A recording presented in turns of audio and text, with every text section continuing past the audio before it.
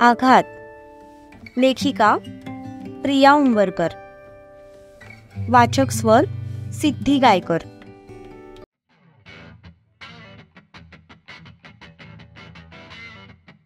शिवा आणि सूर्या दोघेही सत्यजितच्या गोडाऊनवर पोहोचले.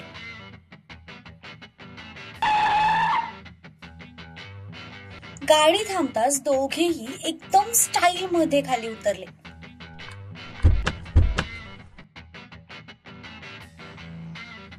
आणि त्यांनी ब्लेझरचं बटन खोलत डोळ्यावरचा गॉगल काढला आणि खिशाला लावला. त्यांची चालण्याची स्टाईल सुद्धा एकदम लक्षवेधक होती. पाटलांचा स्वॅग, त्यांचा रुबाब, त्यांच्या पेहरावातून आणि चालण्या बोलण्यातून नेहमीच इतरांचं लक्ष वेधून घ्यायचं. शिवादा, भाईने आपल्याला कशाला बोलवलं असेल रे? मला वाटतंय त्याने कॅरम किंवा चेस खेळायला बोलवलं असेल. गोडाऊन मध्ये आपण फक्त इंडोर गेमच खेळू शकतो ना. तू सरळ प्रश्नाचं कधी सरळ उत्तर देऊच नकोस. नेहमी वाकड्यात बोल. आता भाईने गोडाऊनवर बोलवलंय, याचा अर्थ काहीतरी महत्वाचं काम असेलच ना. तो थोडी टाइमपास करायला बोलवणार आहे. थोडा तरी कॉमन सेन्स वापरत जा की. असं म्हणत शिवाने चालता चालता ब्लेझर काढून एका हातावर घेतलं. त्याचं बघून सूर्याने पण ब्लेझर काढून हातावर घेतलं. तू माझी नक्कल करतोयस का? मी का तुझी नक्कल करू? मला गरम होतंय म्हणून काढलं. नक्कल केलीस तरी तू कधी शिवा बनू शकत नाहीस आणि मला बनायचं पण नाही. आणि तू बनू पण शकत नाहीस. अरे पण मला बनायचंच नाहीये. भांडता भांडता ते कधी आत पोहोचले त्यांना सुद्धा समजलं नाही. हे बघ सूर्या, हे बघ शिवादा, दोघेही एकमेकांकडे बोट करत म्हणाले. तितक्यात त्यांना समोर उभा असलेला सत्यजित दिसला, जो सध्या हाताची घडी घालून दोघांकडेही नजर रोखत बघत होता. त्याला बघताच दोघांची पण बत्ती गुल झाली. भाई, हे बघ सूर्या, मी बोललो होतो ना, भाईचं काहीतरी महत्वाचंच काम असणार. त्याशिवाय तो आपल्याला असं अर्जंट बोलवणार नाही. सरडा सुद्धा इतक्या लवकर रंग बदलत नसेल जितक्या लवकर हा शिवादा बदलतो. भांडून झालं असेल तर आता थोडं कामाचं बोलायचं का? सत्यजित दोघांकडे बघून म्हणाला, ज्यावर दोघांनी पण अप अँड डाऊन मध्ये मान हलवली. आद्या, असं म्हणत सत्यजित तिथल्या आतल्या केबिन मध्ये गेला. ते दोघे पण त्याला फॉलो करत आतमध्ये गेले. आतमध्ये दिघ्या आणि मन्या आधीच उभे होते. अरे मन्या, कसा आहेस? आणि दिघ्या, काय रे, तुझं वजन तर कमी झाल्यासारखं वाटतंय. शिवा त्या दोघांच्याही खांद्यावर हात टाकत म्हणाला. तसं सत्यजितने दोन्ही भुवया उंचावत त्याच्याकडे पाहिलं. त्याची ती करारी नजर बघून शिवाने लगेच खांद्यावरचे हात खाली घेतले आणि चुपचाप उभा राहिला. बसा, सत्यजित म्हणाला. भाई, काय झालंय? काही सिरियस मॅटर आहे का? शिवाने विचारलं.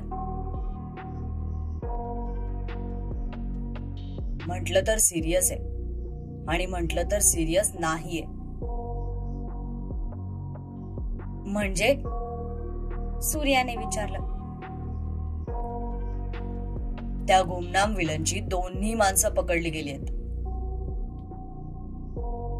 अरे भाई, मग ही तर आनंदाची बातमी आहे ना. आणि तू त्यांना विचारलं नाहीस का हे सगळं कोण करतंय ते? सगळ्या पद्धतीने विचारून झालंय, पण दोघेही त्या राकासारखे खूप धीट आहेत. तोंडच उघडायला तयार नाही आहेत. असे कसे तोंड उघडणार नाहीत? त्यांचा बाप पण उघडेल. त्यांची काहीतरी फॅमिली हिस्ट्री असेलच ना. घरच्यांना उचलूया त्याच्या. अशा डिस्कशनच्या वेळी अचानक शिवा सिरियस व्हायचा. सूर्याला काही अशा गोष्टींचा अनुभव नव्हता, म्हणून तो फक्त आपली बघ्याची भूमिका घेत होता. आपल्याला निदान या मीटिंग साठी तरी बोलावलंय, यातच साहेब समाधानी होते. तुला काय वाटतंय, मी चौकशी केली नसेल का? मागे पुढे कोणी नाहीये त्यांच्या. एकटा जीव सदाशिव आहेत ते, म्हणूनच बेफिकीर आहेत. सत्यजितच्या चेहऱ्यावर आता टेन्शन दिसत होतं. ते दोघीही सापडल्यावर आपण आरामात त्या माणसापर्यंत पोहोचू असं त्याला वाटलं होतं. पण ते दोघे हाताला लागून सुद्धा पुढे काहीच करता येत नव्हतं. त्यामुळे त्याची चिडचिड होत होती. भाई, मी माझ्या पद्धतीने ट्राय करू का? हो, म्हणून तर बोलवलंय तुला इथे. ते दोघे पण तुझ्यासारखेच आडमुठ्या डोक्याचे आहेत, त्यामुळे त्यांना आता तूच बोलतं करू शकतोस. भाई, शिवादाचं तर समजलं, पण मला कशाला बोलवलंय?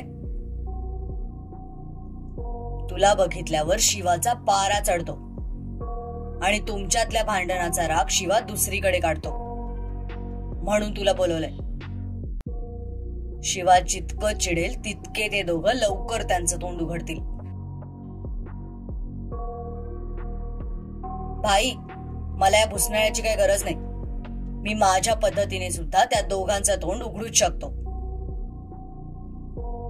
शिवाने ब्लेझर सोफ्यावर टाकलं आणि त्याच्या शर्टच्या स्लीव्स वर फोल्ड केल्या. ए शिवादा, मी पण येऊ का रे तुझ्यासोबत? मला पण त्यांना बघायचंय. तिथे काय डोंबाऱ्याचा खेळ चालू आहे म्हणे, मला पण बघायचंय. भाई, सांग नाही आला. सूर्या, डोंट वरी, इथून पण ते तुला दिसतील. सत्यजितने शिवाला इशारा केला तसा शिवा निघाला. त्याच्या पाठोपाठ मन्या आणि दिघ्या सुद्धा गेले.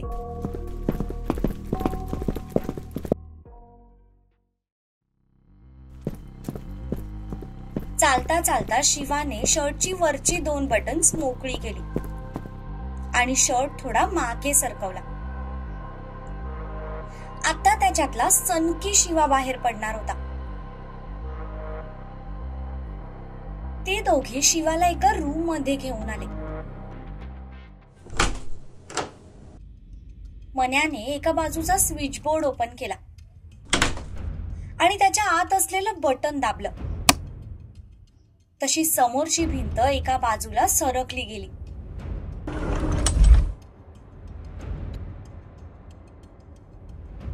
तुम्ही दोघं जाऊ शकता. तसं ते दोघं तिथून निघून गेले.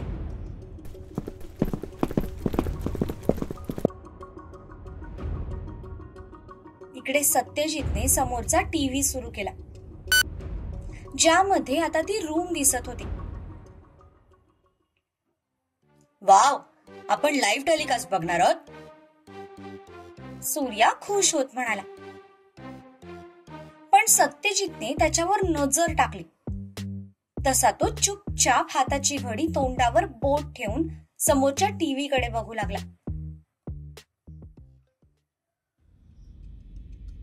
इथे शिवा आतमध्ये गेला तर दोघांनाही रूमच्या 2 वेगवेगळ्या कोपऱ्यांमध्ये खुर्चीवर बांधलं होतं.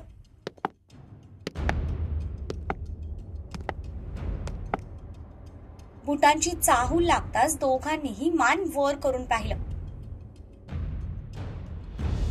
शिवाने त्या दोघांचं निरीक्षण केलं. वयाने दोघेही 45च्या पुढचेच वाटत होते. दोघांनीही दाढी, मिशा आणि डोक्यावरचे केस काढलेले होते. त्यामुळे त्यांच्या वयाचा एक्झॅक्ट अंदाज लावणं तसं अवघड होतं. पण त्यांच्या शरीर यष्टीवरून शिवाने तो अंदाज लावला. कोण आहेस तू? त्यातल्या विन्याने विचारलं.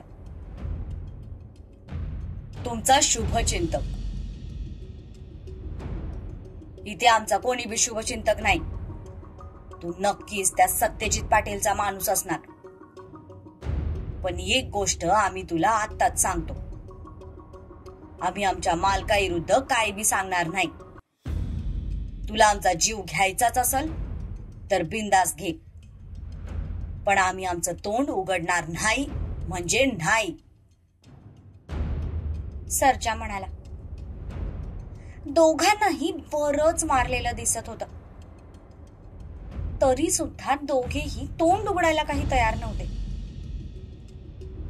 शिवाला कळून चुकलं की त्यांच्या मालकासोबत ते खूप प्रामाणिक आहेत. म्हणूनच भाईने शिवाला तिथे बोलवले, कारण अशा लोकांची तोंड कशी उघडायची ते शिवाला बरोबर माहित होतं.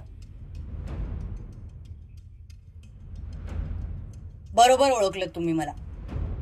मी सत्यजित पाटीलचाच माणूस आहे. पण तरीही मी तुमचा शुभचिंतक आहे. आता ते कसं ते मी तुम्हाला जरा संदर्भासहित स्पष्टीकरण देऊन सांगतो. हे बघा, आता इथून निघणं तर तुमचं अशक्य आहे. तुम्ही तोंड उघडणार नाही असं म्हणालेत. काही हरकत नाही, नका उघडू. पण मग होणाऱ्या परिणामांना सामोरं जायला तयार राहा. आणि मरणाचंच म्हणाल तर मरण इतकं स्वस्त थोडीच असतं. ते तर खूप महाग असतं. आणि महाग गोष्टी मिळवण्यासाठी खूप स्ट्रगल करावा लागतो. म्हणजे थोडक्यात तुम्हाला पण मरण्यासाठी खूप स्ट्रगल करावा लागेल. शिवा चालता चालता तिथल्याच एका कपाटाजवळ गेला. त्याने बाजूच्या स्कॅनरवर स्वतःचा हात ठेवला. तसं ते कपाट उघडलं गेलं. कपाट उघडताच तो गालात हसला, कारण तिथे त्याच्या गरजेच्या सगळ्या गोष्टी होत्या. विन्या आणि सर्जा दोघेही आश्चर्यचकित चेहऱ्याने त्याच्याकडे बघत होते, कारण हे स्कॅनर वगैरे त्यांच्यासाठी खूप नवीन होतं. शिवाने त्यातला एक धारधार चाकू काढला आणि परत कपाट लॉक केलं. असं बघू नका. तुमच्या सिक्युरिटीसाठी ठेवलेली सगळी सोय इथे. बट अफसोस की ती तुमच्या काही कामाची नाही, कारण हे कपाट फक्त ठराविक लोकांच्याच हाताने उघडू शकतं. तुम्ही कितीही प्रयत्न केले तरी ते काय उघडणार नाहीये. शिवा म्हणाला तसे दोघांचेही चेहरे पडले, कारण तो गेल्यावर आपण हे कपाट उघडू आणि कसं तरी इथून पळून जाऊ अशा योजना त्यांनी मनातच आखल्या होत्या. पण आता तरी ते शक्य होणार नव्हतं, कारण ते गोडाऊन म्हणजे सत्यजितची एक रिसर्च फॅसिलिटी होती, ज्यातून बाहेर पडणं एवढं सोपं नव्हतं. शिवा तो चाकू घेऊन सगळ्यात आधी सर्जा जवळ गेला. बर, तुम्ही कोणाची माणसं आहात ते नका सांगू, पण तुमची नावं तर सांगा.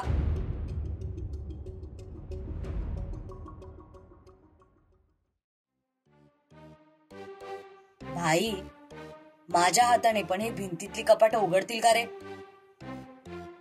इकडे सूर्याने मध्येच तोंडावरचं बोट खाली घेत प्रश्न विचारला.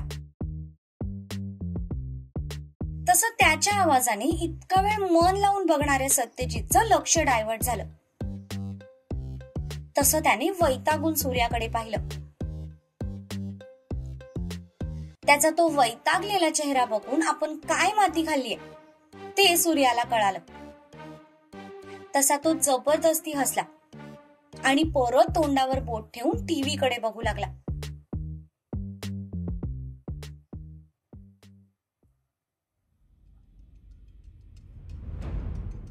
आम्ही तुला काय बी सांगणार नाही.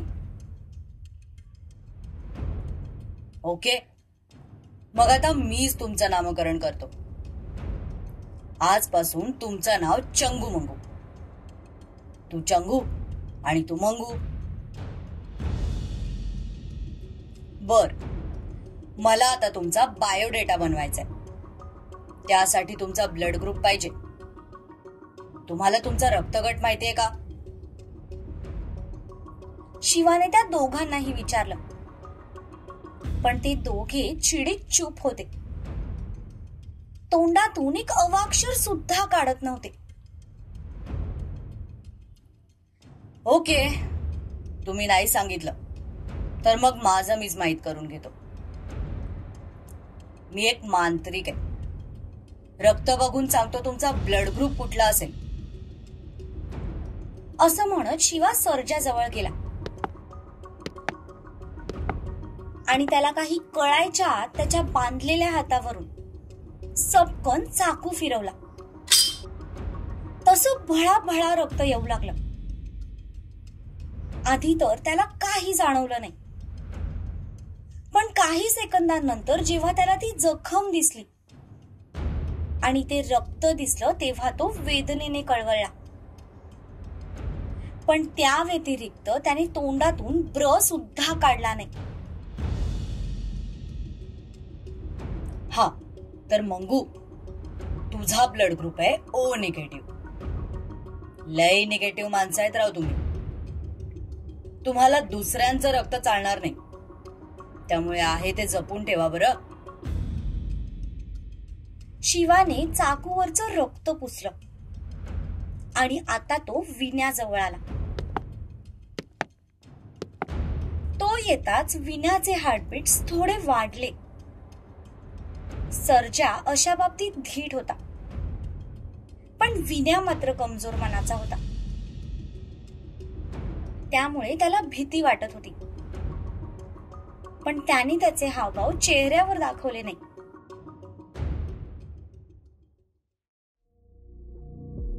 अरे भाई, हा सफरचंद कापावा तशी माणसं कापतोय. खूप म्हणायचंस ना तू की आम्ही तुला या सगळ्यापासून लांब ठेवतो. घे मग आता, शिक तू पण हे सगळं. सत्यजित त्याच्यावर नजर रोखत म्हणाला. चला चंगुराव, आता तुमचा ब्लड ग्रुप बघूया. असं म्हणत शिवाने त्याचा हात फिरवला आणि त्याच्या तळ हातावरून चाकूने नक्षी काम करू लागला. इकडे विण्याचा जीव आता गळ्यापर्यंत आला होता. त्याने घाबरून सर्जाकडे पाहिलं, पण सर्जाने नजरेनेच त्याला दटवलं. तसा तो चुपचाप बसून राहिला. विना जेव्हा सर्जाकडे बघत होता तेवढ्या वेळात शिवाने एक जोरदार कट त्याच्या हातावर मारला. तसा तो खूप जोरात ओरडला. अरे बापरे, सॉरी. हा सॉरी, चुकून झालं ते. शिवा ऍक्टिंग करत म्हणाला. विण्याने हाताची मूठ घट्ट आवळून घेतली, पण तरीही रक्त थेंब थेंब करून खाली सांडतच होतं. ए, तुला काय वाटलं? तू आम्हासी धमकवशील आणि आम्ही काय तोंड उघडू? वय सांगितलं नव तुला एकदा. तू आमचा जीव जरी घेतला ना तरी आम्ही काय तोंड उघडायचो नाही. काय राव तुम्ही, मी कधी म्हटलं तुम्हाला की तोंड उघडा? मी तर फक्त तुमचा ब्लड ग्रुप चेक करत होतो. एनिवेज, आजच्यासाठी एवढंच पुरे झालं. थोड्याच वेळात तुम्हाला भेटायला छोटी छोटी पिल्लं येतील. मस्त त्यांच्याशी गप्पा मारा. आणि हो, स्पेशल नाईट विथ उंदीर मामा एन्जॉय करा. असं म्हणत शिवाने तो चाकू फोल्ड केला आणि मागच्या खिशात टाकला. पण उंदीर ऐकून आता विन्या मात्र घाबरला. उंदीर इथे? हो, अहो तुम्हाला सांगायचंच विसरलो. आम्ही ना इथे काही उंदीर पाळलेत. जी लोक आमच्या म्हणण्याप्रमाणे वागत नाहीत ना, खास त्यांच्यासाठी आम्ही या उंदरांना तयार केलंय. त्यांना या रूम मध्ये सोडण्यात येईल आणि मग सुरू होईल डिस्को डान्स. डेमो बघायचंय का तुम्हाला? असं म्हणत त्याने खिशातला मोबाईल काढला आणि एक व्हिडिओ ऑन करून मोबाईल त्यांच्या समोर पकडला. समोरचा तो व्हिडिओ बघून विन्यासोबत यावेळी सर्जा पण मनात किंचित घाबरला. कारण ते उंदीर काही छोटे नव्हते, मोठे मोठे होते आणि रक्ताचा वास घेत एखाद्या सळसळत्या सापाप्रमाणे इकडून तिकडे पळत होते. मध्ये जी व्यक्ती बांधलेली होती त्या व्यक्तीच्या अंगाखांद्यावर मुंग्यांप्रमाणे पळत होते.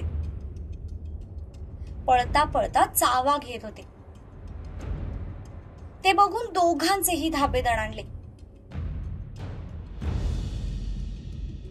ही स्पेशल ट्रीटमेंट आम्ही आमच्या स्पेशल गेस्टलाच देतो बरं का. आज ही स्पेशल ट्रीटमेंट तुम्हाला मिळेल.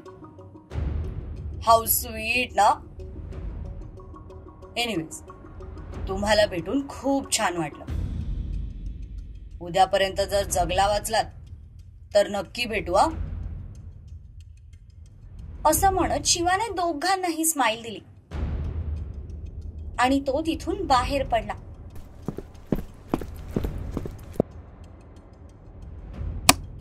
ती भिंत पुन्हा आहे तशी झाली.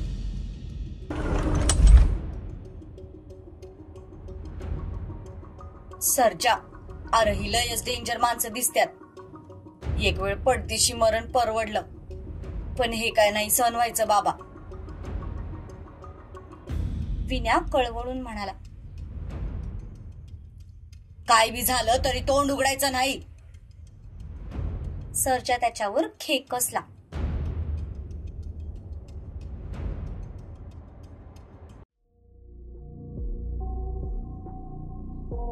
इकडे शिवा परत सत्यजितकडे आला.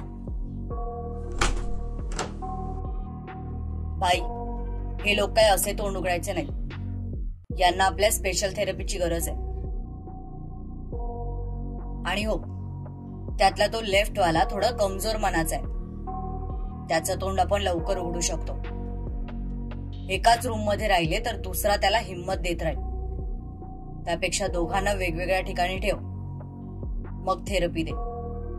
तो चंगू त्याचं तोंड उघडणार म्हणजे उघडणारच, खात्री आहे माझी.